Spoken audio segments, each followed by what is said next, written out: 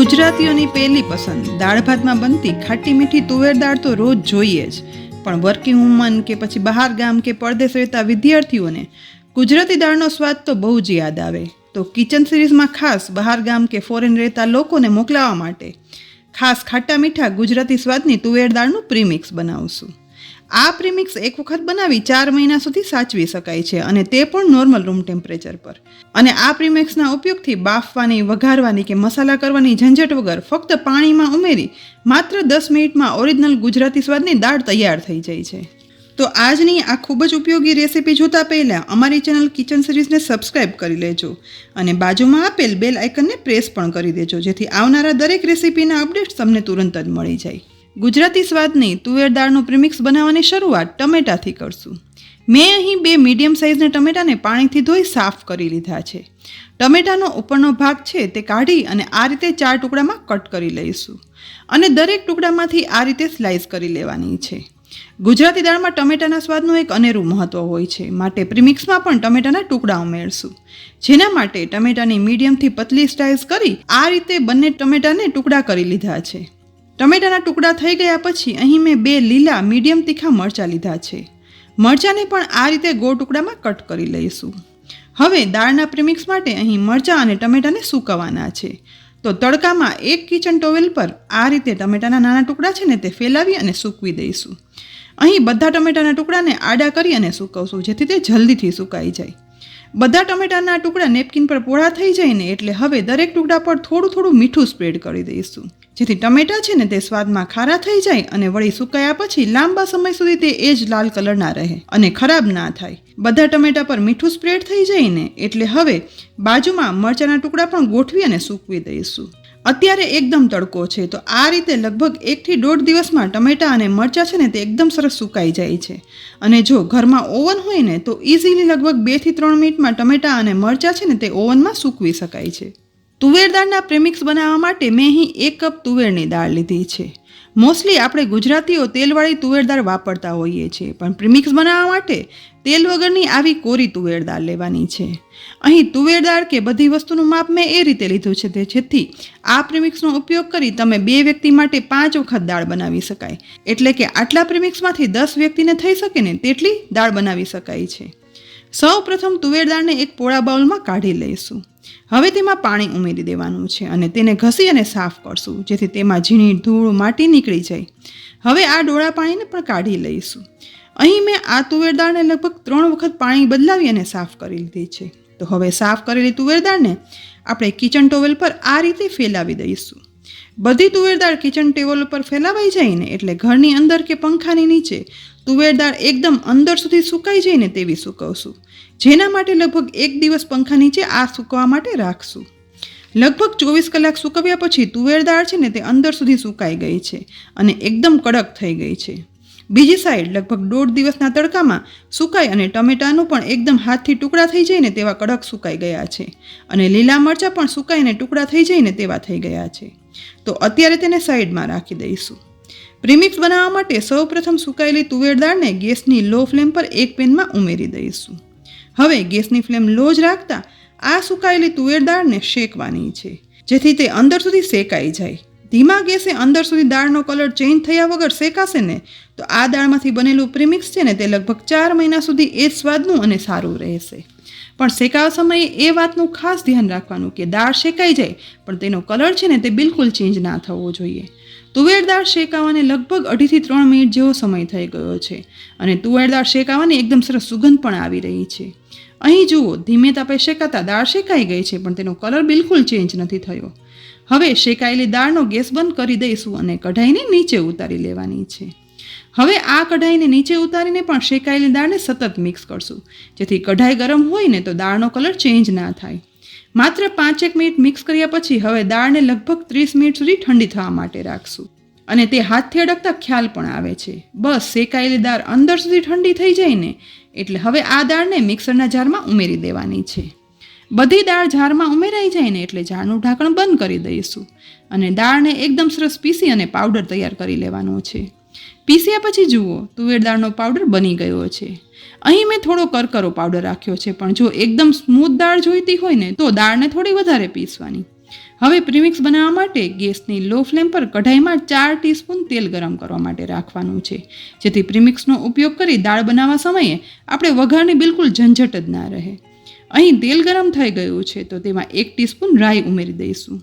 સાથે 1 ટીસ્પૂન જીરું ઉમેરશું. 2 દાંડી મીઠા લીમડાના પાન પણ ઉમેરી દઈશું અને સાથે 3 થી 4 ટુકડા તજના ઉમેરશું. તેવી જ રીતે 4 લવિંગ ઉમેરી દેવાના છે. હવે બધું તેલમાં મિક્સ કરી અને સાતળશું, જેથી વઘાર ગોલ્ડન બ્રાઉન કલરનો સતરાઈ જાય અને બધું એકદમ સરસ સતરાય અને વઘારની સુગંધ પણ આવવા લાગે. અહીં વઘારમાં જો લીમડાના પાન પણ સતરાય અને એકદમ કડક થઈ ગયા છે. તો જો દાળમાં આપણે સિંગદાણા ઉમેરવા હોય ને તો આ સમયે સિંગદાણા ઉમેરી દેવાના છે, પણ આજે આપણે સિંગદાણા અહીં નહીં ઉમેરીએ. હવે 1/4 ટીસ્પૂન હિંગ ઉમેરી દઈશું અને તેને પણ વઘારમાં મિક્સ કરી દઈશું. તેની સાથે હવે પીસેલી તુવેર દાળને આપણે વઘારમાં ઉમેરી દેવાની છે. દાળ પહેલેથી જ શેકેલી હતી એટલે ફક્ત કરેલો વઘાર આ દાળના પાવડરમાં ભળી જાય ને ત્યાં સુધી જ બધું મિક્સ કરવાનું છે. બધું મિક્સ કરતાં વઘાર એકદમ સરસ રીતે તુવેર દાળના પાવડર સાથે મિક્સ થઈ ગયો છે.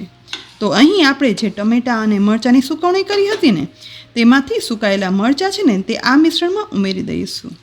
તેની સાથે સુકાયેલા ટમેટાને પણ ઉમેરી દેવાના છે. હવે સુકાયેલા ટમેટાં અને મરચાંને આ મિશ્રણમાં સરસ રીતે મિક્સ કરી દઈશું. ટમેટાં અને મરચાં મિશ્રણમાં મિક્સ થઈ જાય ને એટલે ગેસની ફ્લેમ બંધ કરી દેવાની છે. પણ ગેસ બંધ કર્યા પછી આ કઢાઈને નીચે નહીં ઉતારીએ, પણ મિશ્રણ ગરમ છે ને એ દરમિયાન મસાલો પણ કરી લઈએ. જેના માટે ગરમ મિશ્રણમાં 1/2 ટીસ્પૂન મીઠું ઉમેરી દઈશું. સાથે 1/2 ટીસ્પૂન હળદર પાવડર ઉમેરશું. તેની સાથે 1/2 ટીસ્પૂન લાલ મરચું પાવડર પણ ઉમેરશું. તેની સાથે 1/2 ટીસ્પૂન ધાણા જીરું પાવડર ઉમેરશું અને ખટાશ માટે 1 ટીસ્પૂન આમચૂર પાવડર ઉમેરશું. અહીં જો દાળમાં આમચૂર પાવડર ના ઉમેરવું હોય ને તો કોકમ પણ ઉમેરી શકાય છે, પણ આજે આપણે આમચૂર પાવડર જ ખટાશ માટે વાપરશું. હવે બધું આ મિશ્રણમાં મિક્સ કરશું. અહીં મેં આ બધા મસાલા મીડિયમ તીખી દાળ થાય ને તે રીતે ઉમેર્યા છે. તમે તમારા ઘરમાં વધારે કે ઓછું લાલ મરચું ખાતા હોય ને તે પ્રમાણે ઉમેરી શકો છો. બસ મસાલા સરસ રીતે મિક્સ થઈ જાય ને એટલે હવે સહેજ ગરમ મિશ્રણમાં કોપરાનું ખમણ ઉમેરી દઈશું, જેથી ખમણ છે ને તે ગરમ મિશ્રણમાં એકદમ જોઈએ ને તે પ્રમાણમાં શેકાઈ જશે અને તે લાંબા સમય સુધી એ જ સ્વાદનું રહેશે અને ખરાબ પણ નહીં થાય. કોપરાના ખમણને પણ ગરમ મિશ્રણમાં મિક્સ કરી દઈશું. અહીં પણ કોપરું ઉમેરવું ઓપ્શનલ છે. જો દાળમાં કોપરું ખાતા હોય ને તો ઉમેરવાનું, ના ખાતા હોય તો નહીં ઉમેરવાનું. મિશ્રણ સાથે કોપરું મિક્સ થઈ અને સહેજ જેવું ગરમ મિશ્રણમાં શેકાઈ જાય ને એટલે કઢાઈને ગેસ પરથી નીચે ઉતારી લઈશું. હવે આ સહેજ ગરમ મિશ્રણમાં ગળાશ માટે તમે જો ખાંડ ઉમેરતા હોય ને તો આ સમયે 3 થી 4 ટીસ્પૂન ખાંડ ઉમેરી દેવાની. પણ અહીં આજે આપણે ખાંડ નહીં ઉમેરીએ પણ ગોળ ઉમેરશું. અને ગોળ ઉમેરવો હોય ને તો દેશી કે કોલ્હાપુરી ગોળ નહીં વાપરતા, અહીં આવો પાવડર ગોળ લેવાનો છે. પાવડર ગોળ છે જે માર્કેટમાં ઇઝીલી મળી જાય છે. આ પાવડર ગોળ 3 ચમચી જેટલો ઉમેરી દેવાનો છે. પાવડર ગોળ ઉમેરાઈ જાય ને પછી ફરી બધું વ્યવસ્થિત રીતે મિક્સ કરી દેવાનું છે. પણ આ સમયે ખાસ ધ્યાન એ રાખવાનું કે મિશ્રણ સહેજ ગરમ અથવા તો ઠંડુ થઈ ગયું હોય ને તેવું હોવું જોઈએ. જો મિશ્રણ વધારે ગરમ હશે ને તો ખાંડ કે ગોળ છે ને તે ઉમેરવાથી થોડા ઓગળશે અને તેનાથી પ્રીમિક્સ પણ ખરાબ થઈ શકે છે. માટે આ વાતનું ખાસ ધ્યાન રાખવાનું. અહીં હવે મિશ્રણ એકદમ ઠંડુ થઈ ગયું છે. હાથથી અડકતા તે અંદર સુધી ઠંડુ થઈ ગયું છે તે ખ્યાલ પણ આવે છે. બસ મિશ્રણ સાવ ઠંડુ થઈ જાય ને એટલે હવે તેને એરટાઇટ કન્ટેનરમાં ભરી લઈશું. ગુજરાતી ખટમીઠી તુવેર દાળનું આ પ્રીમિક્સ એક વખત બનાવી અને આ રીતે પેક કરી અને રાખી દો ને તો 4 મહિના સુધી નોર્મલ રૂમ ટેમ્પરેચર પર એ જ સ્વાદનું અને સારું રહે છે. અને પછી જ્યારે જોઈએ ને ત્યારે ફક્ત પાણી ઉમેરી 2 થી 3 સીટીમાં ખાટી મીઠી ગુજરાતી દાળ તૈયાર થઈ જાય છે. અહીં જુઓ કન્ટેનરમાં બધું પ્રીમિક્સ સમાઈ ગયું છે. હવે કન્ટેનરનું ઢાંકણ પણ ઢાંકી દઈશું. પ્રીમિક્સ તો બનાવી લીધું. હવે આ પ્રીમિક્સનો ઉપયોગ કરી આપણે આમાંથી ખાટી મીઠી ગુજરાતી દાળ કઈ રીતે બનાવીએ ને તે પણ જોઈ લઈએ. અહીં મેં ગેસની મીડિયમ ફ્લેમ પર કુકર રાખ્યું છે. હવે કુકરમાં 1.5 ગ્લાસ પાણી ઉમેરી પાણી ગરમ કરવા માટે રાખશું. પાણી હાથથી અડકતા ગરમ લાગે ને તેવું ગરમ થઈ જાય ને એટલે હવે બનાવેલા દાળના પ્રીમિક્સમાંથી 2.5 ટેબલસ્પૂન જેટલું દાળનું પ્રીમિક્સ છે ને તે કુકરમાં ગરમ થતા પાણીમાં ઉમેરી દઈશું. 2.5 ચમચી પ્રીમિક્સમાંથી 2 વ્યક્તિઓને થઈ શકે ને તેટલી દાળ બને છે. પ્રીમિક્સ ઉમેર્યા પછી તુરંત જ તેને પાણીમાં મિક્સ કરશું.